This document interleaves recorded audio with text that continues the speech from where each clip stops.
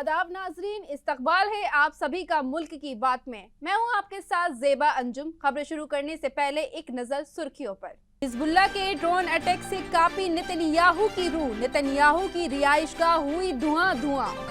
बहराइच तशद्दुद को लेकर ओवैसी का बयान, योगी हुकूमत को बनाया तनकीद का निशाना। एनकाउंटर पॉलिटिक्स पर नकवी का बड़ा बयान, कहा मुआशरे की भलाई के लिए ये जरूरी। बहराइच तशद्दुद में बड़ी कार्रवाई की तैयारी, अब्दुल हमीद समेत 23 के घर चलेगा बुलडोजर। हाईकोर्ट के हुक्म पर पुलिस इंतजामिया की कार्रवाई, अचानक बेघर हो गए 80 मुस्लिम खानदान। हैदराबाद में मुस्लिम पर्सनल लॉ बोर्ड की खूबसूरत पहल, बिना जहेज के शरीयत के मुताबिक 1 घंटे में कराई 1000 शादियां। राजस्थान में आरएसएस का कारकुनान ही सेफ नहीं, प्रताप सिंह बोले मुसलमान होता तो बीजेपी चक्का जाम करवा देती। चमोली में 15 मुस्लिम खानदानों को दिया गया अल्टीमेटम, कहा 31 दिसंबर तक मुसलमान छोड़ दे इलाका। दिल्ली में बढ़ रही फिजाई आलूदगी, AQI पहुंचा 300 के पार, छाई धुंध की चादर। गुरप्रीत सिंह कत्ल मामले में बड़ा खुलासा, MP अमृतपाल सिंह मुलब्बिस अशदुल्ला ने रची थी साजिश।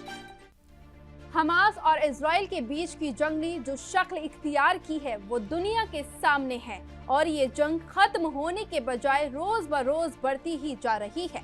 हमास लीडर याह्या सिनवार के कत्ल के बाद रेजिस्टेंस के लड़ाकों का गुस्सा और ज्यादा बढ़ गया है और अब उन्होंने मासूमों का बदला लेने के साथ साथ लीडरान की भी मौत का बदला लेने का भी अज़्म कर लिया है। और इसी कड़ी में हिजबुल्लाह के लड़ाकों ने इजराइल पर ऐसा तगड़ा हमला किया है कि नेतन्याहू की रूह कांप उठी है। नेतन्याहू बरसों से अपने फौजियों के जरिए फिलिस्तीनियों पर जुल्म कराता आ रहा है और हमले करके मासूमों की जान ले रहा है। खुद उसमें तो मैदान में उतरकर हमास के लड़ाकों का सामना करने की हिम्मत नहीं है, इसलिए वो हमेशा बंकर में ही छिपा मिलता है। इजराइल ने इस्माइल हानिया, हसन नसरल्लाह, नील फिरोशा का कत्ल कराया और अब याह्या सिनवार को शहीद कर दिया।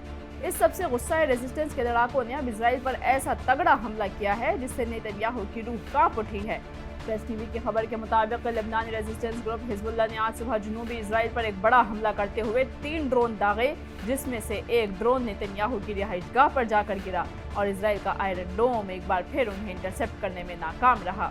रिपोर्ट्स में कहा गया है कि हफ्ते की सुबह लेबनान से इजराइल पर फायर किए गए 3 ड्रोन्स में से एक ने जुनूबी हाइफा के साहिली शहर कैसरिया में नेतन्याहू की प्राइवेट रिहाइशगाह को निशाना बनाया। इजराइल के आर्मी रेडियो ने कहा कि कैसरिया में फटने वाला ड्रोन उसी तरह का था जिसने गोलानी ब्रिगेड के कैंप को निशाना बनाया था और इस ड्रोन को रोका नहीं जा सकता क्योंकि ये इंटरसेप्ट ही नहीं होते हैं। ड्रोन के मकबूजा फिजाई हुदूद में दाखिल होने के बाद शुमाली तेल अवीव में गेलीलोट बस्ती में फौजी अड्डों पर सायरन बज गए। हालांकि ऐसा पहली बार हुआ है जब तेल अवीव में दाखिल महाज की मोबाइल एप्लीकेशन पर एक्टिवेट किए बगैर सायरन बज गए हैं। इस तरह आबादकारों को इवैक्यूएट करने के किसी भी हुक्म के बारे में इत्तला नहीं किया गया। इधर लेबनान के हमले यहीं नहीं रुके हैं, उसने इजराइल के जरिए अब तक किए गए सभी जुर्मों का बदला लेने की ठान ली है। द टाइम्स ऑफ इजराइल के मुताबिक हिजबुल्लाह ने कुछ ही घंटों में इजराइल पर 100 से ज्यादा रॉकेट दागे हैं, जिससे इजराइल के रिहायशी इलाकों में भारी तबाही मची है। इजराइल जो ये समझ रहा है कि वो लड़ाकों के लीडरान को मारकर ये जंग बआसानी जीत लेगा, वो सरासर डिनायल में जी रहा है, क्योंकि अब सभी लीडरान को निशाना बनाने के बाद हिजबुल्लाह और दूसरे रेजिस्टेंस के लड़ाकों में जो गुस्से की लहर दौड़ी है और जो बदले का शोला भड़का है, उसे नेतन्याहू तो क्या कोई भी अब नहीं रोक सकता है। बहराइच में बढ़ते तशद्दुद और फिर इस मामले में 2 लोगों के एनकाउंटर पर सियासत गर्मा गई है। इसी को लेकर अब AIM के सदर असदुद्दीन ओवैसी ने बयान दिया है, जिसमें उन्होंने कहा है कि ये यूपी के वजीर आला की पिछले कुछ सालों से चली आ रही ठोक दो की पॉलिसी की एक मिसाल है। उत्तर प्रदेश को आइन और कानून से चलना चाहिए, बंदूक के जोर पर नहीं। इसके अलावा उन्होंने और क्या कुछ कहा, सुनिए। इसमें जो बाद में जो हिंसा हुई, दुकानें जलाई गई, अस्पताल जलाया गया, शोरूम जलाया गया, आपने कितनों गिरफ्तार किया। ये आप रिवेंज की जो सियासत राजनीति कर रहे हैं, इससे किसी का फायदा होने वाला नहीं है। गोपाल मिश्रा की यकीनन हत्या हुई है, इससे कोई इनकार नहीं कर सकता, मगर आप ले जाकर गोली मार देंगे।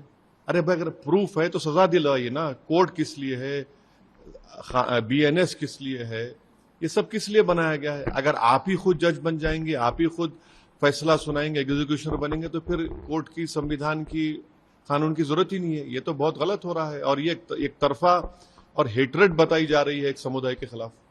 एनकाउंटर पॉलिटिक्स पर बीजेपी लीडर मुख्तार अब्बास नकवी ने फिर एक बड़ा बयान दिया है। उन्होंने कहा है कि फसादियों की कुटाई कौम के मफाद के लिए जरूरी है। उनका ये बयान ऐसे वक्त में सामने आया है जब यूपी में एनकाउंटर का मामला एक बार फिर से गर्मा गया है। दरअसल बहराइच मामले में एनकाउंटर में मुलजिम के जख्मी होने को लेकर तनाज़ा खड़ा हो गया है। इसे बड़ा मसला बताते हुए एसपी सरबराह अखिलेश यादव और एआईएम के सरबराह ओवैसी ने रियासत की योगी हुकूमत को निशाना बनाया है। ये दलील दी जा रही है कि इंसाफ के अमल को मुकम्मल तौर पर तबाह करने की साजिश हो रही है। लेकिन इस तनाज़े के दरमियान साबिक वजीर नकवी ने खुलकर रियासती हुकूमत का दिफा किया है। उन्होंने फसादियों के खिलाफ सख्त कार्रवाई की वकालत की है। यहाँ तक कहा गया है कि हम आहंगी रखने वाले किसी भी मुआशरे के लिए सिक्योरिटी ज़रूरी है और ये रियासती हुकूमत की जिम्मेदारी भी है। मालूमात के मुताबिक बता दें कि कुछ दिन पहले बहराइच में तशद्दुद देखने को मिला था। शोभा यात्रा के दौरान जब एक खास बिरादरी की तरफ से पथराव किया गया तो झगड़ा शुरू हो गया था और इस दौरान फायरिंग भी हुई थी। हालांकि ये बताया जा रहा है कि फायरिंग करने वाला भी उसी ग्रोह का था, लेकिन दलीलें इस सच को मानने के लिए तैयार नहीं है। इसी फायरिंग में राम गोपाल नामी शख्स की मौत हो गई। उसके जिस्म पर कई दीगर जख्मों के निशानात भी मिले थे, जिसके बाद ही यूपी के अमन अमान के निज़ाम पर सवालिया निशान खड़ा हो गया था और इस मामले पर सियासत शुरू हो गई थी, जिसके बाद पुलिस ने कई मुलजमान को गिरफ्तार किया और एनकाउंटर में 2 को जख्मी भी कर डाला। उनके एनकाउंटर के बाद ये बहस छिड़ गई कि योगी राज के दौर में एनकाउंटर के वाकयात में काफ़ी इजाफा हुआ है। यह अलग बात है कि कुछ रिपोर्ट्स में दावा किया गया है कि मुलायम सिंह की हुकूमत के दौरान सबसे ज़्यादा एनकाउंटर हुए, मायावती के दौर में दूसरे नंबर पर और मौजूदा हुकूमत तीसरे नंबर पर आती है। यूपी के बहराइच में भड़के तशद्दुद के मामले में पुलिस और इंतजामिया की कार्रवाई लगातार जारी है। अब इंतजामिया एक और बड़ी कार्रवाई करने की तैयारी में है। आपको बता दें कि तशद्दुद के बाद मरकजी मुलजिम अब्दुल हमीद के साथ साथ 23 लोगों के घरों पर बुलडोजर चलाने की यूपी हुकूमत ने तैयारी कर ली है।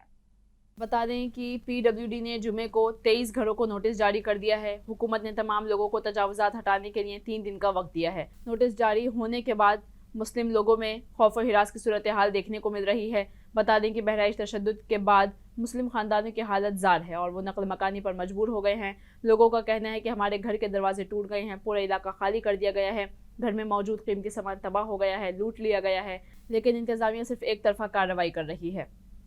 बता दें कि जिन दुकानों और घरों पर ये नोटिस लगाए गए हैं, दुकानदारों ने डर के मारे उन दुकानों को खाली कर दिया है और वो इलाका छोड़ने पर मजबूर हो गए हैं। इस कार्रवाई को लेकर वहां की आवाम ने और लोगों ने क्या कुछ कहा, आइए सुनते हैं। प्रशासन हमें दरवाजे पर आए, तुम लोग घर पर रही, न दाना है न कहीं, सिर्फ पानी है, सिर्फ पानी पी के रही। हम पुलिस की भी सेवा करेंगे, जो हमसे बनेगा वो भी खिलाएंगे। पूरा मोहल्ला खाली हो गया, हमारा एक अकेला घर है। सौदा लेने जाते थे जब उसी वक्त ये हंगामा हुआ। हमारे यहाँ परेशानी है कि हमारा दरवाजा तोड़ दिया है और हमारे घर में जो साइकिलें थी, जो 2 गाड़ी थी, उनको वो भी सब गायब है और गन्ना पानी जो था वो सब लूट लिया है। हम लोग छोटे छोटे बच्चे, एक मोदी का था, एक जनरल था। मोदी वाला उठा ले गया, सिलेंडर हमारा खत्म, साइकिल खड़ी रहा है तो साइकिल ले गए। अच्छा, तो का खाए कैसे जी, कैसे का करी, हम लोगन के बाहर कोई है भी नहीं, घर छोड़ के कैसे जाई, कैसे का करी। आप उत्तर प्रदेश के संबल के बेजोई कस्बे में कांच फैक्ट्री इलाके में इंतजामिया के आला अफसरान ने बड़ी कार्रवाई की है। इंतजामिया ने बिना किसी वार्निंग के लोगों को बेघर कर दिया है। मामला संभल की बहजोई कस्बे का है। हाई कोर्ट ने शीशा फैक्ट्री के इलाके में 80 मकानात की तामीर को गैर कानूनी तामीर करार देते हुए उसे खाली करने का हुक्म दिया था। अदालती हुक्म के मुताबिक ये जमीन UP glass works glass factory की है। जिला इंतजामिया घरों को खाली कराने के लिए कई दिनों से कोशिशें कर रही थी। घरों में मुकीम अफराद को नोटिस जारी कर दिए गए, लेकिन इसकी कार्रवाई पर लोगों का सवाल है कि अगर ये इलाका गैर कानूनी था तो नगर पालिका के जरिए यहाँ सड़कें, नालियाँ और बिजली बनाने जैसे तरक्याती काम क्यों कराए गए। अगर ये सब गैर कानूनी था तो हुकूमत ने इतने बरसों में इसका नोटिस क्यों नहीं लिया और इतना सरकारी पैसा खर्च इस इलाके में क्यों किया। 50 साल तक इंतजामिया और हुकूमत इस मामले पर खामोश क्यों रही। वहाँ 50 साल से जायद अरसे से रहने वाले सैकड़ों खानदानों को बगैर किसी पेशगी वार्निंग के बेघर किया जा रहा है। लोगों का सामान ज़बरदस्ती उनके घरों से बाहर फेंका जा रहा है। इंतजामिया की जानिब से सैकड़ों खानदानों को अचानक उनके घरों से बेदखल किया जा रहा है। All India Muslim personal law board यानी कि AIMPLB की देखरेख में एक अहम प्रोग्राम मुनक्किद किया गया, जिसमें इस्लामी शरीयत के साथ बिना दहेज के 1000 शादियां 1 घंटे के अंदर कराई गईं। बताते चलें कि इज्तिमाई शादी की तकरीब हैदराबाद में मुनक़िद हुई, जिसमें बग़ैर जहेज़ और इस्लामी शरई कानून के मुताबिक सिर्फ दुल्हा दुल्हन की बाहमी रजामंदी और उनके अहल खाने की मंजूरी से उनकी शादी कराई गई। बता दें कि ये एक बेहतरीन कदम है जिसने समाज में दीन के उसूलों को बढ़ावा देने की शानदार मिसाल कायम की है। मुस्लिम पर्सनल लॉ बोर्ड की इस पहल से न सिर्फ दहेज जैसी बुराई का खात्मा होता है, बल्कि सादगी और इस्लामी तालीमात के मुताबिक निकाह की अहमियत को भी उजागर किया गया है। ये कोशिश एक रोशन मुस्तकबिल की नुमाइंदगी करती है, जहाँ रिश्ते अज़दवाज को दुनिया के बोझ से आज़ाद और शरई उसूलों पर कायम किया गया है। राजस्थान की गहलोत हुकूमत में कैबिनेट वजीर रहे प्रताप सिंह खाचरी आवास जुम्मे की रात चाकूबाजी की वारदात में जख्मी हुए आरएसएस कारकुनान से मिलने जयपुर के एसएमएस अस्पताल पहुंचे। इस मुलाकात के बाद कांग्रेस लीडर ने रियासत में बिगड़ती सूरत हाल पर सवाल उठाए हैं।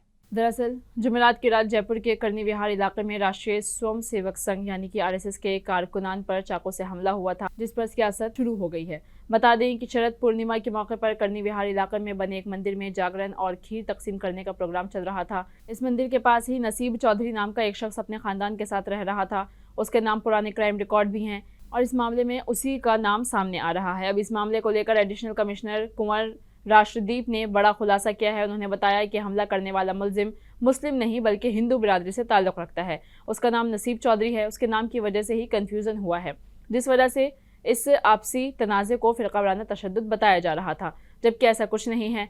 प्रोग्राम के दौरान नसीब अपने बेटे के साथ मंदिर में आया था और चाकू लाठी से वहाँ बैठे लोगों पर हमला कर दिया था।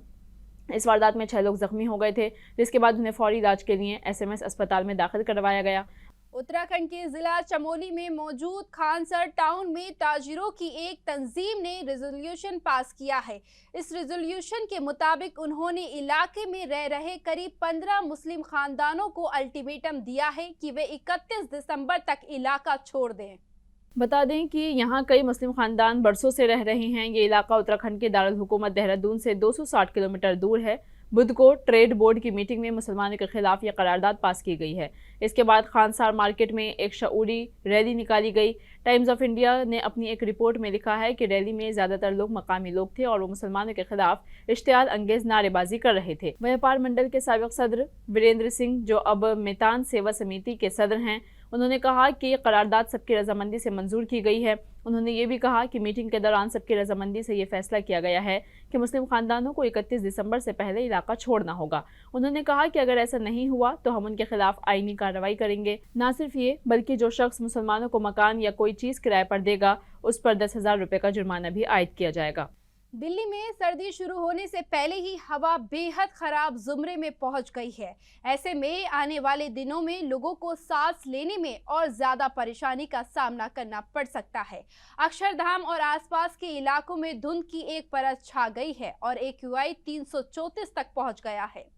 मरकजी आलूदगी कंट्रोल बोर्ड के मुताबिक AQI 334 को इंतहाई नाक़िस जुमरे में रखा गया है। राजधानी में आलूदगी के 13 हॉटस्पॉट हैं।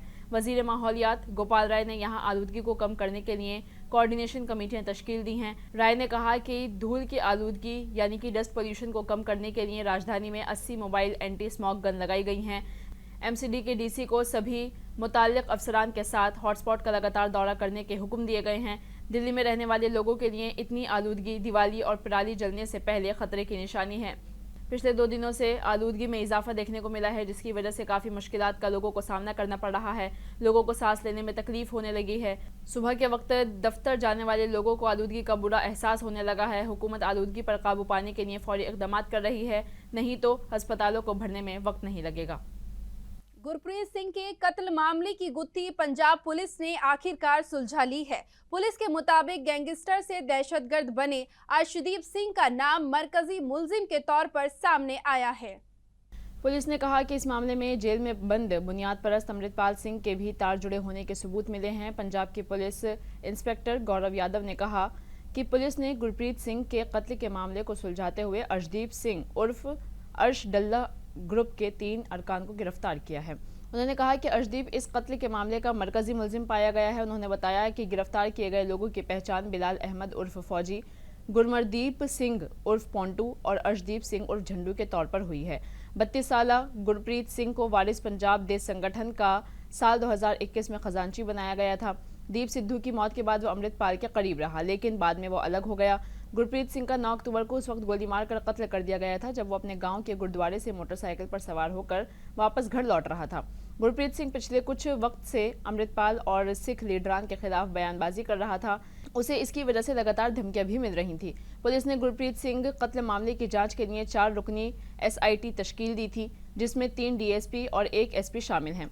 पुलिस ने बताया कि गुरप्रीत सिंह के कत्ल की साजिश बैरून मुल्क में बैठे अजडल्ला और दीगर लोगों ने रची थी। उन्होंने कहा कि कत्ल की साजिश रचने और इसे अंजाम देने के लिए अलग अलग मॉड्यूल का इस्तेमाल किया गया, जिनके आका बैरून मुल्क में बैठे हुए हैं। नाजरीन, मुल्क की बात में आज के लिए बस इतना ही। मुझे दीजिए इजाजत। आदाब।